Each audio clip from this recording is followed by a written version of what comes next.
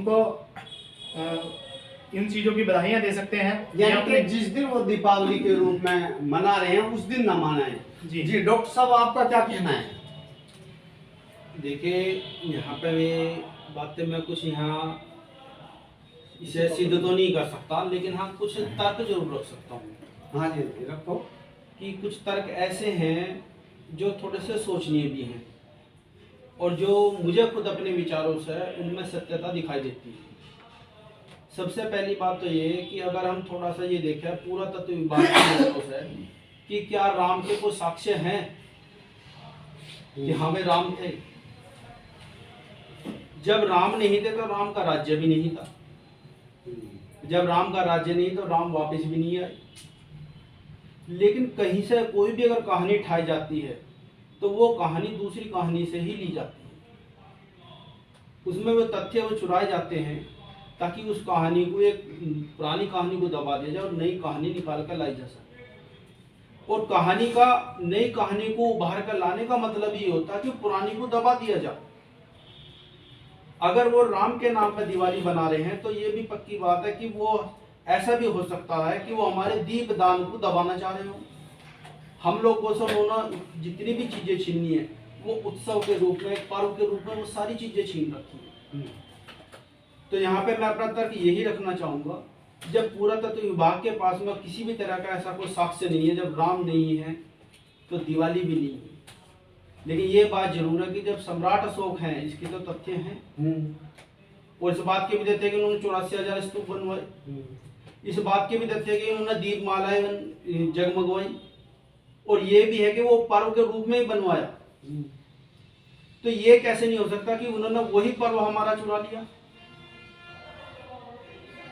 मैं यहाँ इसका कोई प्रूफ नहीं दे सकता, लेकिन मैं अपने तर्क रख सकता हूँ इस चीज पे कि जहां तक मुझे ये लगता है कि इसमें काफी हद तक सच्चाइयां हैं और ये हमारी संस्कृति की लड़ाई है।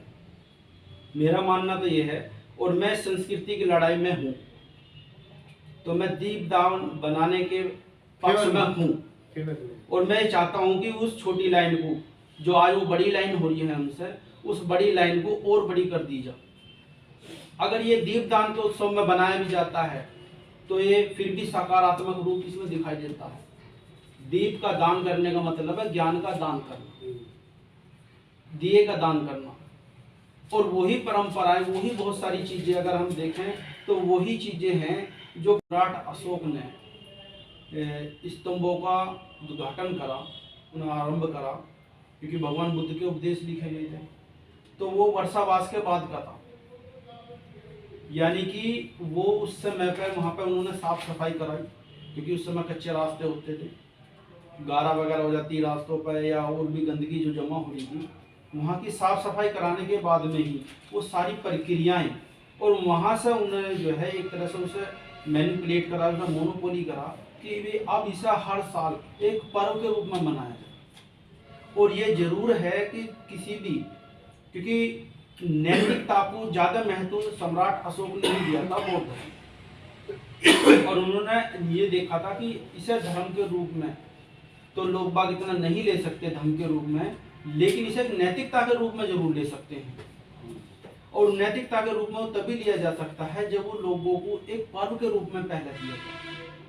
कोई चीज हमारे माइंड में तभी रजिस्टर हो सकती है जब उसमें कुछ उत्साह हो। तो उन्होंने बहुत सारे साक्ष्य रखे थे कि ये सारी चीजें, उससे मिलती जुलती परंपराएं आज इस दिवाली में दिखाई देती है, जो लोग बाग कराते हैं, जैसे घर में रंग कराना, साफ सफाई कराना, नई चीजों का घरों में लाना, ये उसी समय की ये भी पद्धति थी। लेकिन सबसे बड़ी बात तो यहाँ पर आकर फिर वही घूम कर आती है कि जब अगर हम राम को देखें, कृष्ण को देखें या अदर भगवान को देखें, जब वो वास्तविकता में है ही नहीं तो उनके पर्व कहाँ से आ गए, उनके त्योहार कहाँ से आते हैं? वो तो होना ही नहीं चाहिए। अगर वो आज दिवाली का रूप में मना रहे हैं तो ये मैं इस बात पर कहीं ना कहीं श्योर होता नजर आता हूँ कि उन्होंने जो है जब हमारी संस्कृति को एडॉप्ट पूरी तरह से कर लिया तो क्या वो हमारे त्योहार एडॉप्ट नहीं करेंगे? उनको भी तो रूपांतरण कर सकते हैं। बौद्ध धर्म से पहले हिंदू धर्म नहीं था। बौद्ध धर्म से पहले जो है ये इसमें सिर्फ उपनिषद वगैरह थे। उसे जो है उस समय शायद मेरे नाम ध्यान नहीं आ रहा, 3 तरह के वेद थे। उसे वेद के नाम से जानना जाता था, ब्राह्मणी धर्म के नाम से जानना जाता था, हिंदू धर्म नहीं। ये धीरे धीरे धीरे ही इतना कन्वर्ट हो चुका है, और ये सारी चीजें इन्होंने हमसे ही ली है। अगर आज के डेट में आप भगवान को देखते हैं, विष्णु को देख लो, महालक्ष्मी को देख लो, वो क्या महामाया ही तो है, भगवान बुद्ध की माँ। आपको सारा चीज रूपांतरित नजर आएगा। लेकिन हम दीपदान का नाम लेके भी समाज को देना क्या चाहते हैं?